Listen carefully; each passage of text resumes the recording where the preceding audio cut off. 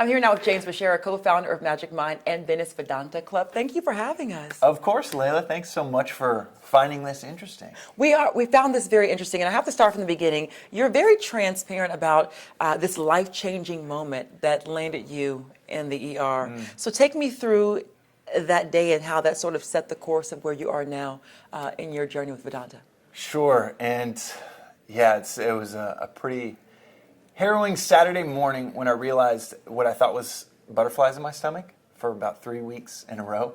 Was not butterflies in my stomach, but it was a heart condition that I had gotten from drinking way too much caffeine each day, working 15 hours a day, 7 days a week in a startup that I had built, that I was building in San Francisco in my 20s. And it sent me to the doctor's office with this odd feeling that ended up being this heart condition called atrial fibrillation.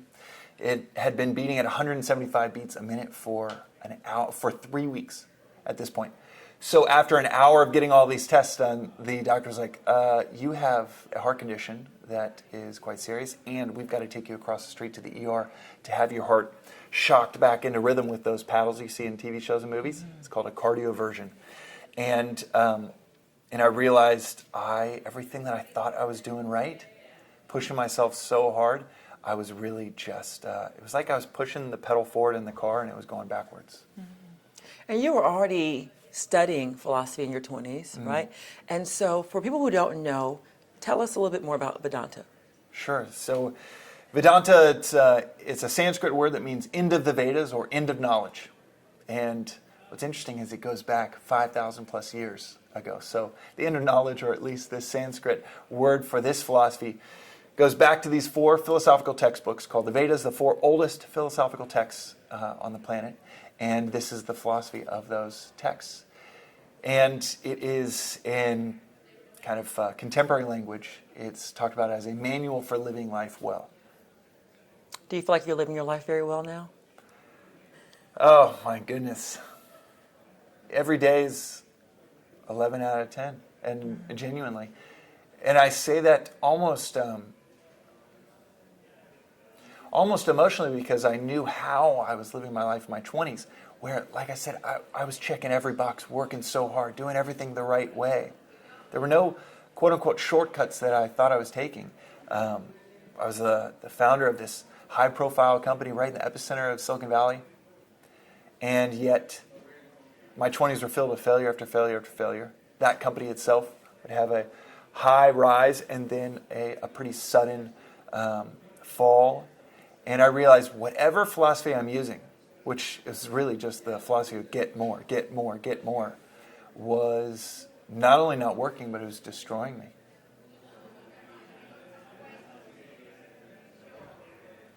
I can see that in your eyes. Like it's taking you back to that moment. Like so, you physically saved your life, literally by changing your mindset.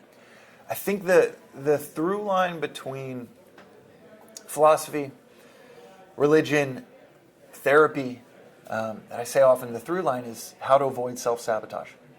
There are many differences between all 3 of those, but the common thread between them is humans trying to avoid self-sabotage. And sadly, the default for many of our lives is self-sabotage.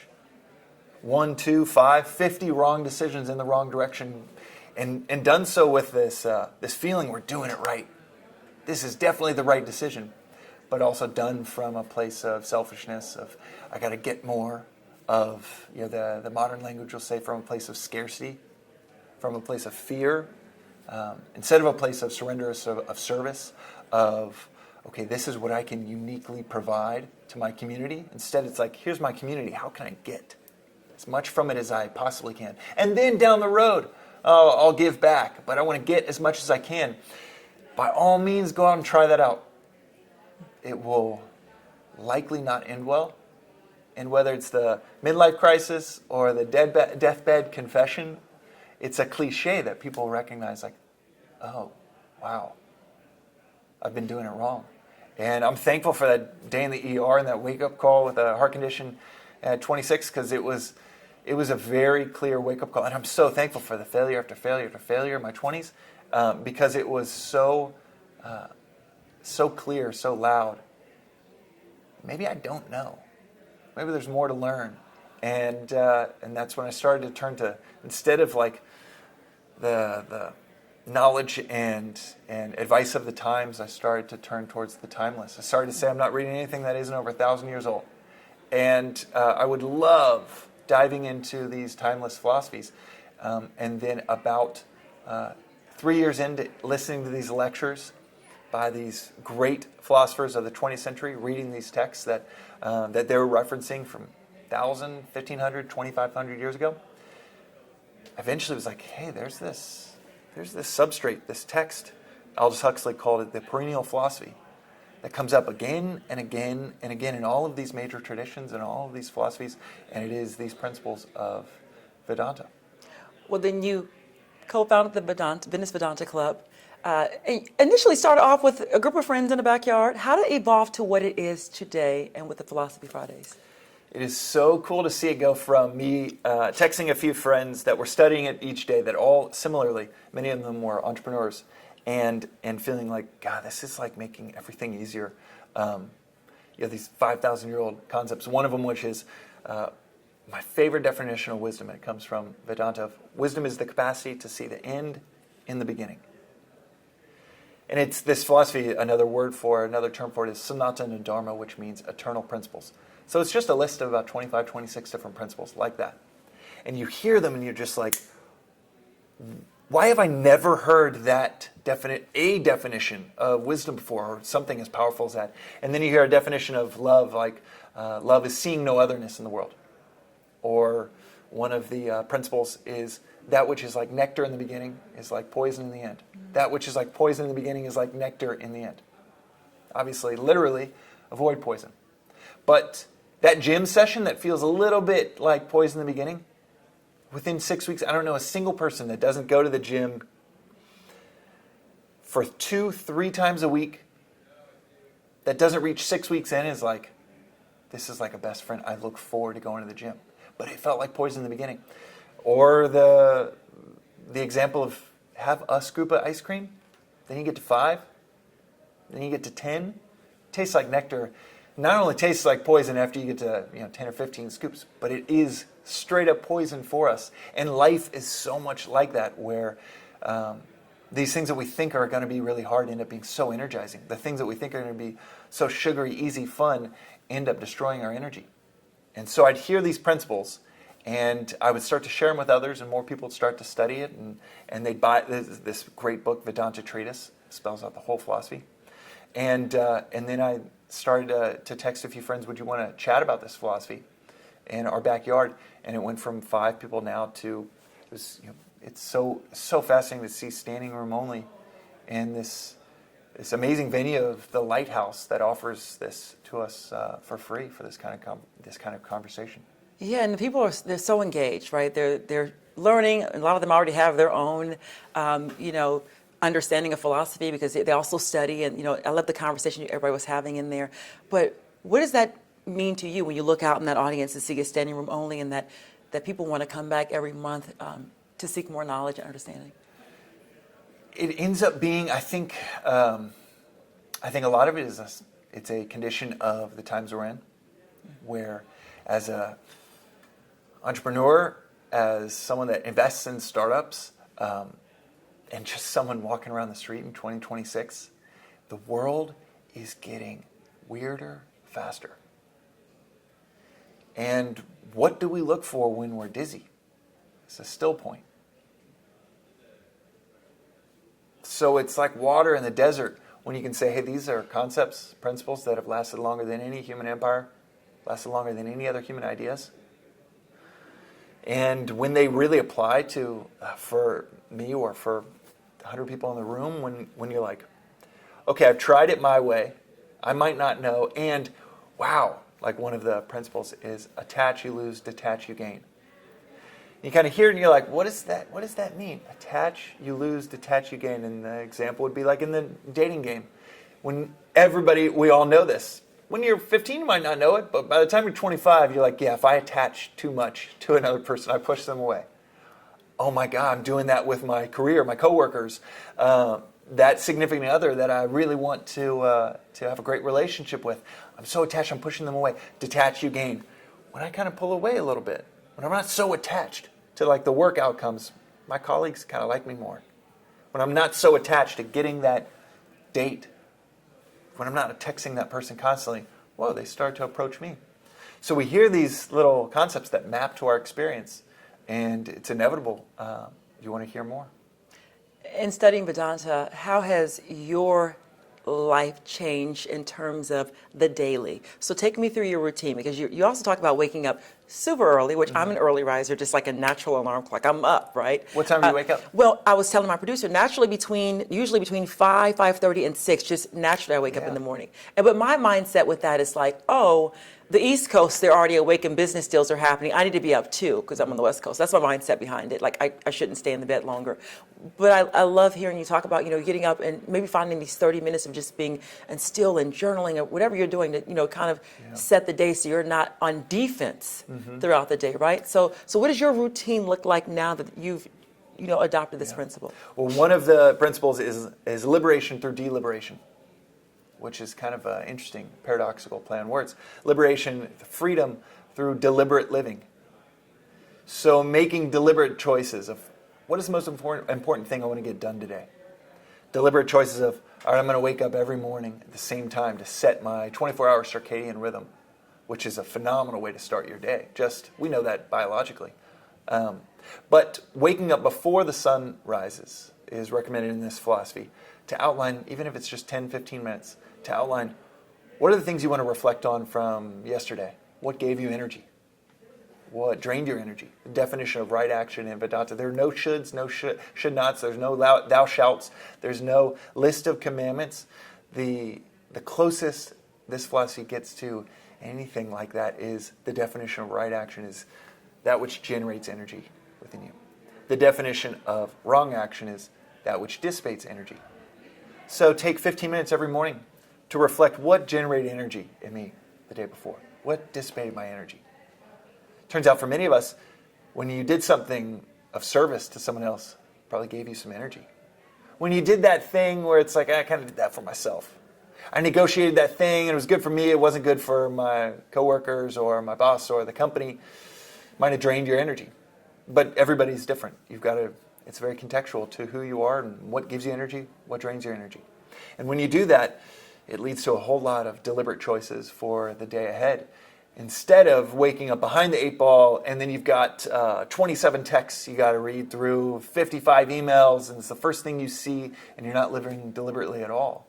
And then we wonder why is this work so draining? Why is this life so draining? Why am I so agitated all the time? And it's because we're trying to seek liberation through liberation, and it's only through deliberate living. You talk a lot about, too, like the difference between like mind and intellect. Yeah, can you break that down for us? So glad you brought that up. That probably the central practical contribution of this philosophy to our daily lives is this really unique, subtle but powerful point, and that is, it says that we have three vehicles to navigate the world. 3 instruments to navigate any decision, anything that comes up to navigate the world. You have a body, which is not going to be groundbreaking for anybody. You have a mind, also not earth-shattering. Everybody knows we have a mind. But this philosophy uniquely and explicitly states that you have another subtle equipment to guide the mind. The mind guides the body. But you have a subtle equipment that can guide the mind, which is the intellect. And in the 90s, it was kind of hip that we talked about prefrontal cortex and reptilian brain, if you remember that. And then that kind of went out of vogue. Modern psychology talks about dual systems thinking. System 1, System 2, in the last 10 years, started to talk of scratch at this. But the way that this philosophy has talked about it for thousands of years is you have a mind, yes, but your mind is where your preferences are, your likes, dislikes, your emotions, your feelings, the flowy stuff. And then you have the intellect, the capacity to discern. What ought you do? One of my favorite principles in this philosophy is nothing feels as good as doing what you ought to do. You can chill on the couch, play hooky from school, just try to exit the system and tune out, and there will be a growing agitation within us. I mean, we all kind of feel that after like the 5th movie or the 5th episode of binging. It's like, okay, this doesn't feel that good. But there's this unique aspect of employing the intellect to say, all right, I ought to do this thing that I don't really want to do. You do it. You have that hard conversation with a spouse or a coworker, or you go to the gym, or you say, okay, one scoop of ice cream is enough. Intellect jumps in. Unlocks so much energy within us when the intellect jumps in. And that intellect, that is the capacity to see the end in the beginning. That's the equipment we're all born with. But like the mind, like the body, you're given a body, but you've got to develop it. Similarly, we're all given an intellect, but 10, 15, 30 minutes of developing it every morning gives you clarity to make all of these choices that stack up in your life. Just feels like it is in this beautiful flow. What advice would you give someone who's trying to figure out if they are truly walking in or living in their purpose? If they're really living the best version of their authentic life? So simple. And it's in high contrast to what the world will tell you, where it's like, you've got to grind it out, it's got to be hard, and it might, get rich or die trying. That was a really, really big kind of phrase that I would hear growing up. That was 50 Cent's debut album. and I tore that thing. I would listen to that over and over and over again. That's the message, is like, if you want something, you might have to die trying to get it. And there is an element of surrender into what outcomes might be before you, to surrender into what you ought to do. But, man, the world tells you you should brute force it. And if you don't have it, you got to want it more. And that's what sent me to the ER. Versus, I'll give you an example of albatross. An albatross, on a single flap of its wings, can glide up to 600 miles. A single flap, because its nature is meeting nature itself. It's huge wingspan. It's preternatural understanding of barometric pressure, wind patterns. They can glide for 600 miles. That's what we're wired to do when our nature meets nature itself. When we surrender into what we're wired for. Maybe it isn't the investment banking job. Maybe it isn't the career lawyer. Maybe it's something else of service that you're uniquely wired to do, like the service that you all do with this amazing show. You surrender into that service, and it generates energy within you to where you never even have the question of am I aligned? You're just like, I cannot believe this is how it all works. And I say this so often. If you're not astounded continually by it all, you're doing it wrong. Everybody should be like the albatross or the surfer, that once you mastered, and it's hard to get good in the beginning. I'm sure it was hard to get good at your craft in the beginning, but you knew that you just had a gravitational pull towards it. Then after a while, it's 2 paddles pop up, and you're gliding 300 feet down the surface of a wave, like the surfer. Not doing it all, not brute forcing it, but just gliding. And you have people that hear something like that. It's like, no, you got to grind it out. Trust me, you got to grind it out. And what this philosophy says is, yeah, you can go for it if that's what you think. You should have told that to Pharrell before his speech at the Grammys, when he told us we need to work hard all the time. Work. But there is a difference. That's a great nuance. Action is the insignia of life. That surfer is chasing waves. In the beginning, they're getting demolished by waves, but they go back to it because it's so energy generating. Find the work that you're willing to get walloped, detonated by waves, but you just keep going back. You fast forward a few years, you're going up and down the coast chasing waves like that surfer, gliding down the face of a wave because you've worked so hard, and you can't stop. Even if you do get detonated and demolished by some 15-foot wave, you still chase them because you're just wired for whatever that craft is. There is, I always say this to my team, that I can't tell if I'm working 20 hours or 120 hours a week. Every email gets replied to. I sit at inbox 0 every night. I'm at to-do list 0 every day, where there's not a single task that I need to do that's left undone. If it's on my to-do list, it gets knocked out. And that's in helping lead 3 companies and 3 little girls, 2 podcasts on this philosophy that 100 people listen to. But all of these things, it is such flow that I genuinely cannot tell.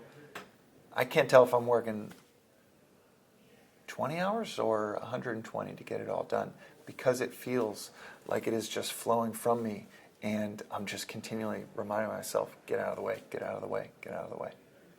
I aspire to get to that level of inbox zero and to-do list done every night.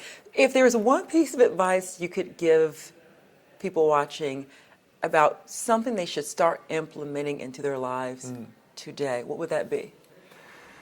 This philosophy is so explicit on the power of reflection. 10 to 15 minutes each morning of reflection. It is said that reflection is 100,000 times more powerful than listening, reading, experiencing. You might read something on Instagram that stops you in your tracks. You're like, I love this quote. That is so good. You double tap, you like it. Maybe you even write a couple fire emojis. You send it to 8 friends. 2 days go by and it's like it was in one ear, out the other. You can't even remember what it was. And that's because without reflection, it's meaningless. If something stops you in your tracks, if something gives you energy, if something destroys your energy, take time the next morning, before the world's up, before it pulls you out of yourself. It's you, your alone time. Just jot down some thoughts of reflection on what gave you energy, what destroyed your energy, or dissipated your energy the day before. And that reflection will lead to a deliberate life. It's so simple, and yet it could be the most profound thing that someone implements, and it's 10, 15 minutes. That's amazing. One more thing for you. What do you hope people take away from Philosophy Fridays?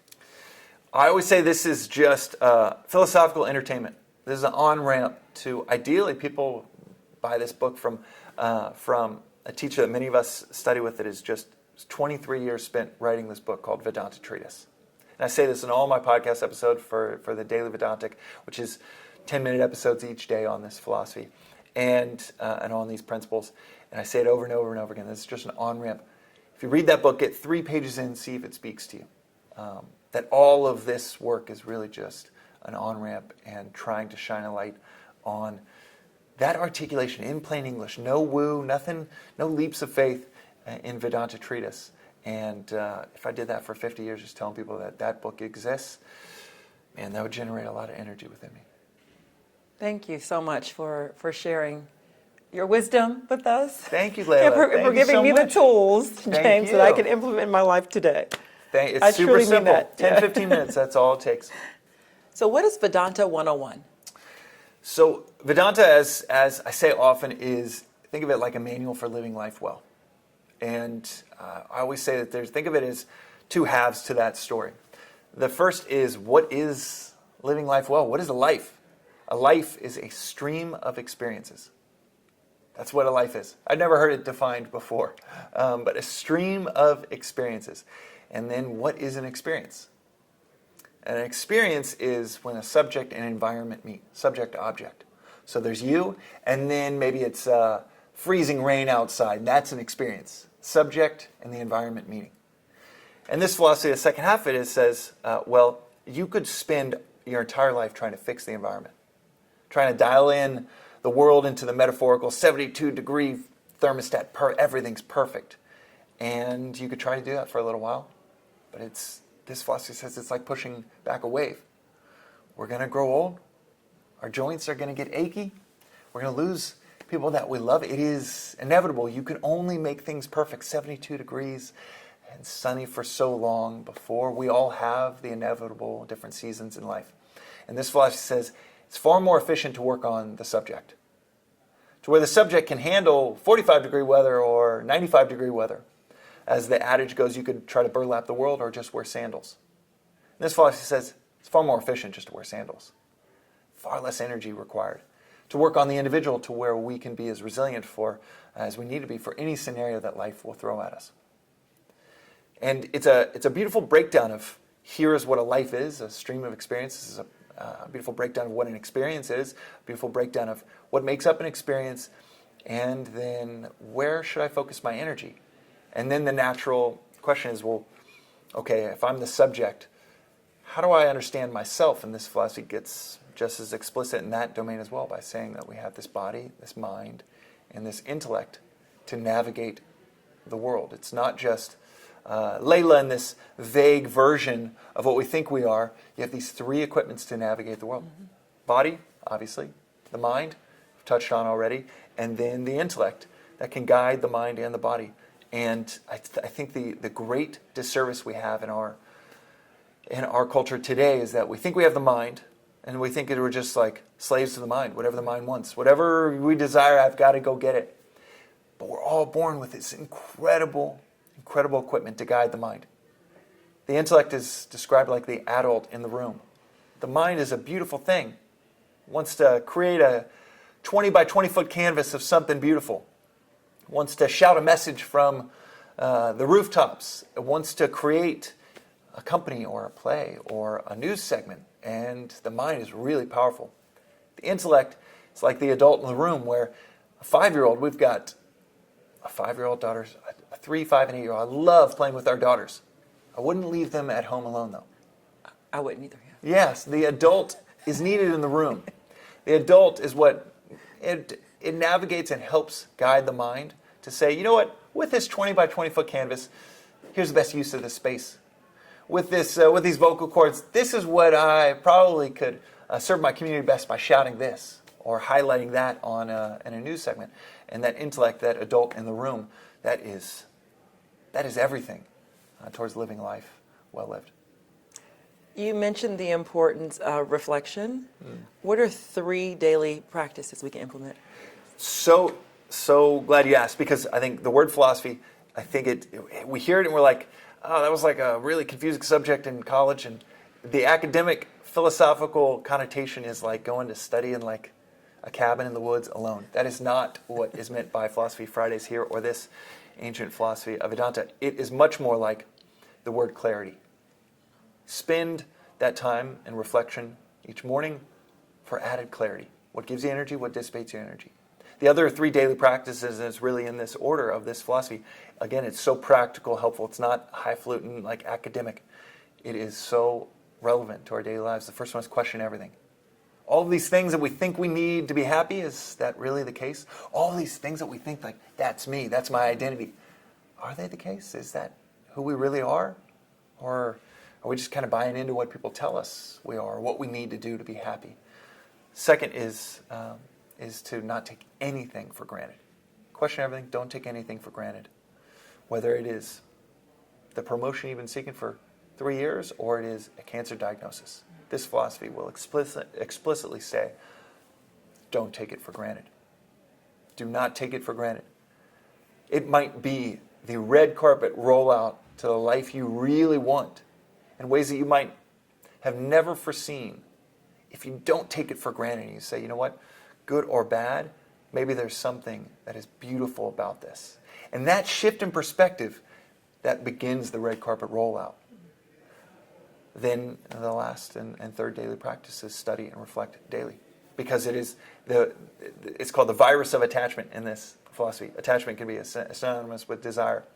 And the virus of desire, you think you like got that promotion, and then you get lunch with the coworker 3 months later that just got this promotion. Wait, I didn't even know that title existed. Wait, what? Now I want another promotion. And that desire, as the Buddhists say, is the 10,000 things. We got 10,000 desires that keep us on this rat wheel, this never-ending race. And as they say, you win the rat race, you're still a rat. This philosophy is like, maybe question everything. Don't take anything for granted, even the things the door slammed in your face or wasn't what you wanted. Study, reflect daily, and maybe you never even wanted those things in the first place. In this new rollout, this red carpet rollout, maybe it's a beautiful, beautiful opportunity to begin again. I love that. Yeah, I try to do that too. Like, just not, like, my friend always says to me, like, she always repeats the whole saying, like, be water and, like, don't be attached to the outcome. Like, Yeah. go through the experience Flow. of life. Yeah, flow, yeah. And I'm like, I try to remember that, like, not be attached to the outcome, just do something because I'm enjoying it. Or Our minds are powerful. Yeah. That is, Yeah. and this philosophy also makes it pretty explicit. We should not beat ourselves up. Regret is the least useful of all emotions. Just recognize, but don't regret. Recognize, oh, there's something to learn from that, or I think I have to remind myself too of, like, wow, I'm quite attached to that. And that's proving to be quite costly on my focus to this other thing that really could use my attention. And then you start to create a little bit of elbow room. You witness that attachment. And you study Reflect Daily, and it's like a grounding wire from that virus. There is no cure for the virus. You can only take a daily inoculation. That lunch with a friend that's going to reattach to some new outcome, it's inevitable. The only thing you do is 10, 15, maybe it's 90 minutes. I get up at about 4:30, spend about 90 minutes in reflection, and that allows for me to avoid a lot of potholes in business and life and parenting. It's the most useful thing that I do all day.